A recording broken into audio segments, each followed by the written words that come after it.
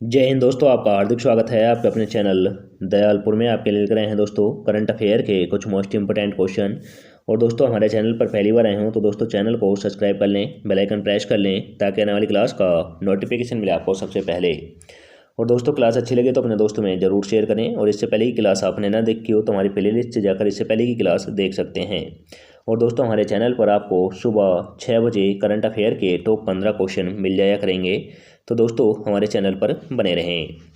चलते हैं दोस्तों आज की क्लास के पहले प्रश्न की तरफ। जैसे कि दोस्तों आज की क्लास का पहला प्रश्न है, दिल्ली विश्वविद्यालय सेलिब्रेटिंग सो ग्लो ग्लोरियस ईयर्स पुस्तक किसने लिखी। तो दोस्तों सेलिब्रेटिंग 100 ग्लोरियस ग्लोरियस ईयर्स पुस्तक किसने लिखी है। तो दोस्तों यह लिखी है हरदीप सिंह पुरी ने।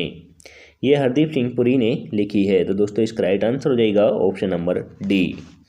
चलते हैं व्याख्या की तरफ। जैसे कि दोस्तों व्याख्या है, पेट्रोलियम और प्राकृतिक गैस और आवास और शहरी मामलों के मंत्री भारत सरकार हरदीप सिंह पुरी ने दिल्ली विश्वविद्यालय सेलिब्रेटिंग 100 ग्लोरियस ईयर्स नामक एक नई पुस्तक लिखी है। तो दोस्तों यह व्याख्या हुई। अब चलते हैं दोस्तों अगले प्रश्न की तरफ। जैसे कि दोस्तों अगला प्रश्न है, विश्व और विकास व्यापार और विश्व रिपोर्ट 2022 पर संयुक्त राष्ट्र सम्मेलन के अनुसार भारत की आर्थिक वृद्धि क्या है। तो दोस्तों यह है 7%, यानी इसका राइट आंसर हो जाएगा दोस्तों option number B. Option number B is right answer. और दोस्तों यह पहले 8.5 हुआ करती थी और इसकी गिरावट आने के कारण यह अब 7% मानी जा रही है। तो दोस्तों इसका right answer option number B हो जाएगा। चलते हैं व्याख्या की तरफ। जैसे कि दोस्तों व्याख्या है, व्यापार और विकास पर संयुक्त राष्ट्र सम्मेलन व्यापार और विकास रिपोर्ट 2022 के पुनर्नुमान के अनुसार उच्च वित्तपोषण लागत और कमजोर सार्वजनिक व्यय का हवाला देते हुए भारत की आर्थिक वृद्धि 2021 में 8.2% से घटकर इस वर्ष 7% रहने की उम्मीद है। तो दोस्तों यह व्याख्या हुई।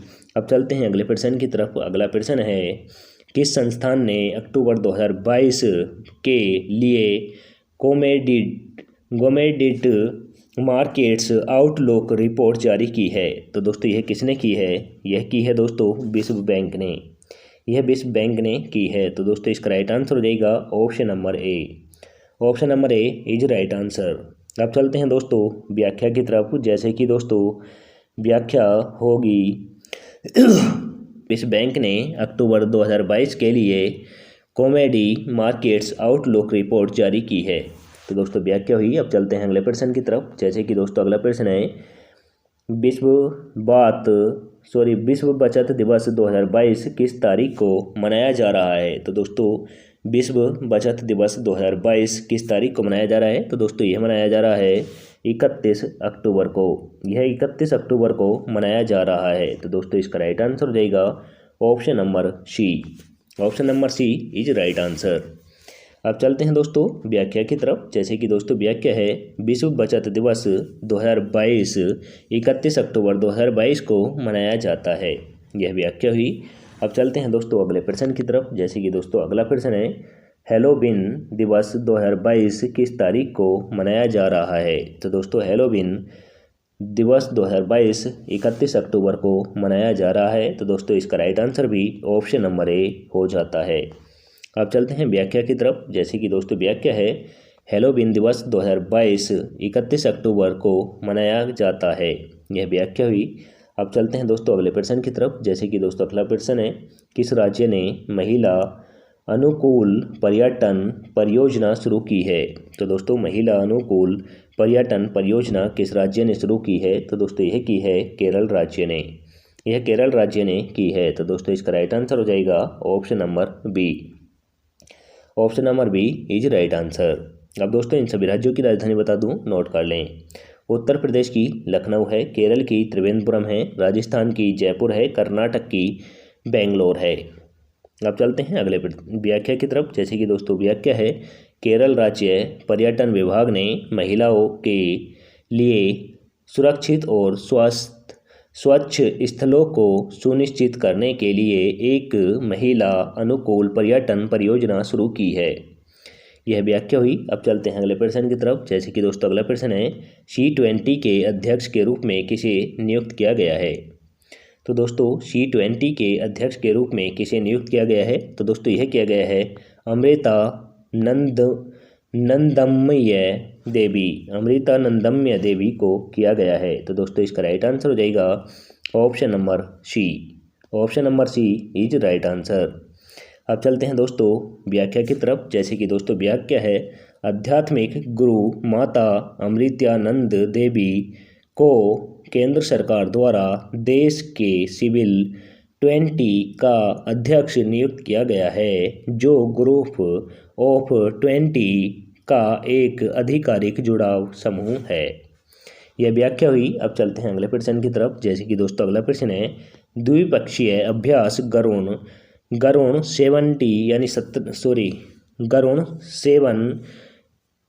7 में कौन सा देश और भारतीय वायुसेना भाग ले रही हैं। तो दोस्तों गरुण जो अभ्यास है ये भारत और फ्रांस के बीच होने जा रहा है। तो दोस्तों इसका राइट आंसर हो जाएगा ऑप्शन नंबर सी। और दोस्तों यह भारत और फ्रांस की वायुसेना के बीच होगा, यह भी नोट कर लें। अब चलते हैं दोस्तों व्याख्या की तरफ। जैसे कि दोस्तों व्याख्या है, भारतीय वायुसेना और फ्रांसीसी वायुसेना और अंतरिक्ष बल वायु सेना स्टेशन जोधपुर से गरुण 7 नामक एक द्विपक्षीय अभ्यास भाग लेगा। तो दोस्तों यह याद रखें, यह जोधपुर में होने जा रहा है। अब चलते हैं दोस्तों अगले प्रश्न की तरफ। जैसे कि दोस्तों अगला प्रश्न है, फीफा अंडर 17 महिला विश्व कप 2022 किसने जीता। तो दोस्तों फीफा अंडर 17 महिला विश्व कप 2022 यह स्पेन ने जीता है। तो दोस्तों इसका राइट आंसर हो जाएगा option number D. Option number D is right answer. अब चलते हैं व्याख्या की तरफ। जैसे कि दोस्तों व्याख्या है, डिफेंडिंग चैंपियन स्पेन ने कोलंबिया को 1-0 से हराकर नवी मुंबई के डिवाई प्लाटिल स्टेडियम में फीफा 70 महिला विश्व कप 2022 जीता। तो दोस्तों ये व्याख्या हुई। अब चलते हैं अगले प्रश्न की तरफ। जैसे कि दोस्तों अगला प्रश्न है, इंडिया स्पेस कांग्रेस ISC 2022 का मेजबान कौन सा शहर है। तो दोस्तों यह कौन सा शहर मेजबान है। तो दोस्तों यह है नई दिल्ली। यह नई दिल्ली है। तो दोस्तों इसका राइट आंसर हो जाता है option number D. Option number D is right answer. अब चलते हैं दोस्तों व्याख्या की तरफ। जैसे कि दोस्तों व्याख्या है, सेटकॉम इंडस्ट्रीज एसोसिएशन ने नई दिल्ली में 3 दिवसीय इंडिया स्पेस कांग्रेस ISC 2022 का आयोजन किया है। यह व्याख्या हुई। अब चलते हैं अगले प्रश्न की तरफ। जैसे कि दोस्तों अगला प्रश्न है, और आचरण के युग्मों से कौन सा सही है। तो दोस्तों इनमें से व्यायाम और आचरणों के युग्म में से कौन सा सही है। तो दोस्तों यह है ऊपर के सभी, यानी दोस्तों ये तीनों सही हैं। सेमबैक्स विशाखापट्टनम और दोस्तों युद्धाभ्यास ओली उत्तराखंड गरुण जोधपुर, यह दोस्तों तीनों ही सही हैं। तो दोस्तों इसका राइट आंसर हो जाता है ऑप्शन नंबर डी। अब चलते हैं अगले व्याख्या की तरफ। जैसे कि दोस्तों व्याख्या है, युद्धाभ्यास उत्तराखंड के ओली में आयोजित किया जाएगा। सेमबैक्स 2022 के 2 चरण विशाखापट्टनम में हार्बर चरण और वायुसेना स्टेशन जोधपुर में भारतीय वायुसेना और फ्रांसीसी वायुसेना और अंतरिक्ष बल भाग ले रहे हैं। द्विपक्षीय गरुण अभ्यास 7 में भाग लिया। यह व्याख्या हुई। अब चलते हैं अगले प्रश्न की तरफ। जैसे कि दोस्तों अगला प्रश्न होगा, जैसे कि किस देश ने यूरोपीय संघ के साथ प्रवासन और गतिशीलता पर उच्च स्तरीय वार्ता की सहाय अध्यक्षता की। तो दोस्तों यह किसने की है? यह की है दोस्तों अपने देश भारत ने। यह देश अपने भारत ने की है। तो दोस्तों इसका राइट आंसर हो जाता है ऑप्शन नंबर बी। चलते हैं व्याख्या की तरफ। जैसे कि दोस्तों व्याख्या है, भारत और यूरोपीय संघ ने ब्रुसेल्स में प्रवासन और गतिशीलता पर छठे उच्च स्तरीय संवाद की सह अध्यक्षता की है। यह व्याख्या हुई। अब चलते हैं दोस्तों अगले प्रश्न की तरफ। जैसे कि अगला प्रश्न है, भारत में राष्ट्रीय एकता दिवस किसकी जयंती के उपलक्ष्य में मनाया जाता है? तो दोस्तों राष्ट्रीय एकता दिवस किसकी जयंती के उपलक्ष्य में मनाया जाता है? तो दोस्तों यह मनाया जाता है सरदार वल्लभ भाई पटेल की जयंती के उपलक्ष्य में। तो दोस्तों इसका राइट आंसर हो जाएगा ऑप्शन नंबर सी।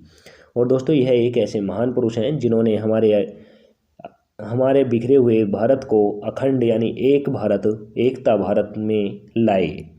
तो दोस्तों इन्होंने भारत को एकत्र किया, छोटी छोटी विरासतों को एकत्र कर एक पूर्ण यानी अखंड भारत बनाने का कार्य इन्होंने ही किया।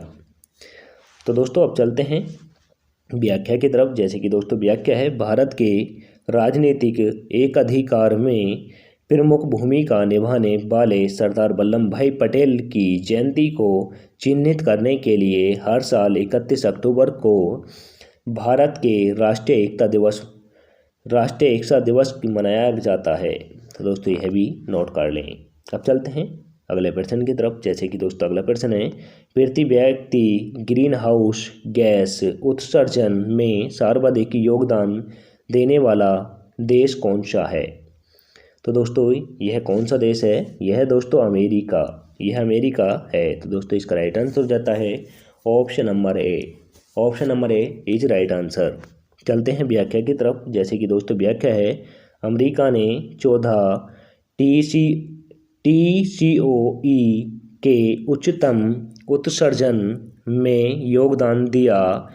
इसके बाद रूस में 13 TCO2E और चीन में 9.7 TCO2E का योगदान रहा। यह व्याख्या हुई।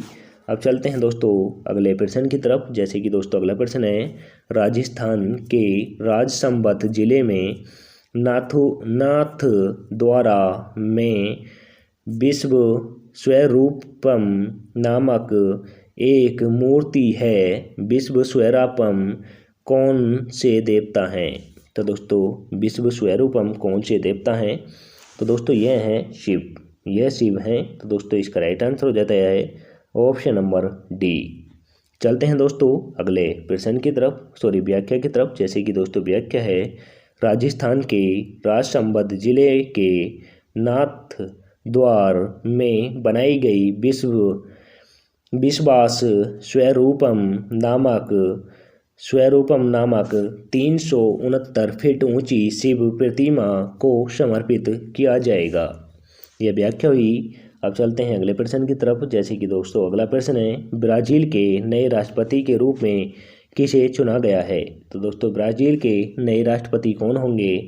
तो दोस्तों यह होंगे लुइज इनासियो लूला दा सिल्वा। यह होंगे। तो दोस्तों इसका राइट आंसर हो जाता है option number A. Option number A is right answer. अब चलते हैं दोस्तों अगले प्रश्न व्याख्या की तरफ। जैसे कि दोस्तों व्याख्या है, लुइज इनासियो लूला डी सिल्वा तीसरी बार ब्राज़ील के राष्ट्रपति के रूप में उभरे जब उन्होंने मौजूदा राष्ट्रपति जायर बोल्सोनारो को भयंकर मत से हराया, जो दो राजनेताओं के बीच एक कड़ी जोड़ थी। यह व्याख्या हुई। अब चलते हैं अगले प्रश्न की तरफ। जैसे कि अगला प्रश्न है, भारतीय वैज्ञानिकों ने एक स्वदेशी ओवर ओवरहर्श मैग्नेटोमीटर विकसित किया, यह किस स्थान पर स्थापित है?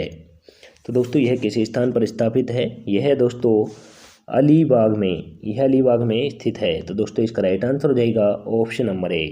चलते हैं व्याख्या की तरफ। जैसे कि दोस्तों व्याख्या है, अलीबाग चुंबकीय वेधशाला में स्थापित सेंसर चुंबक भूचुंबकीय क्षेत्र माप करने के लिए वाणिज्यिक OBH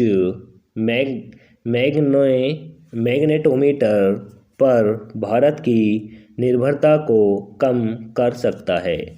यह व्याख्या हुई। अब चलते हैं अगले प्रश्न की तरफ। जैसे कि दोस्तों अगला प्रश्न है, वर्ल्ड एनर्जी आउटलुक 2022 रिपोर्ट के अनुसार वैश्विक उत्सर्जन किस वर्ष तक चरम पर होगा?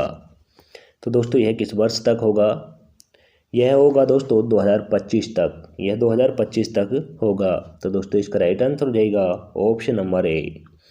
Option number A is right answer.